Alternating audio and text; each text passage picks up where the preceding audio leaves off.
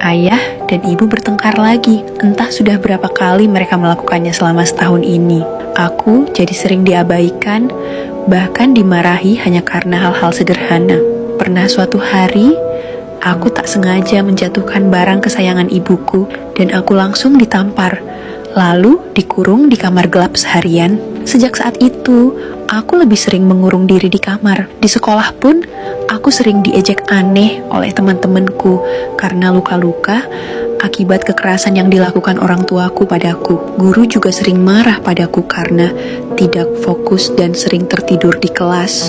Padahal itu terjadi karena aku harus mendengarkan pertengkaran orang tuaku hampir setiap malam. Suatu hari, aku benar-benar sudah tidak kuat lagi menghadapi semua ini.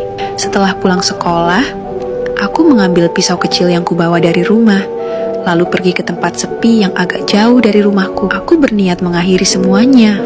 Tapi sebelum aku melakukannya, aku melihat di balik semak-semak ada yang mengintipku. Saat kudekati, makhluk itu menunjukkan dirinya. Ia sangat tinggi, tapi pakaiannya seperti badut. Aku sempat ketakutan melihat wujudnya, tapi dia langsung berbicara, mengatakan bahwa dirinya bukan orang jahat. Dia hanya penasaran kenapa aku datang ke tempat itu dan membawa pisau. Aku kaget karena dia bisa bicara dan kelihatannya tidak mengancam. Dia lalu memintaku duduk di sampingnya dan menceritakan apa yang terjadi. Karena tidak tahu harus berbuat apa lagi, aku akhirnya menceritakan semuanya tentang pertengkaran orang tuaku dan kejadian di sekolah. Mendengar semua itu, makhluk itu terlihat sedih dan khawatir. Dia lalu berkata padaku untuk tidak berpikiran mengakhiri hidup dan menawarkan diri untuk menjadi teman cerita jika aku merasa kesepian.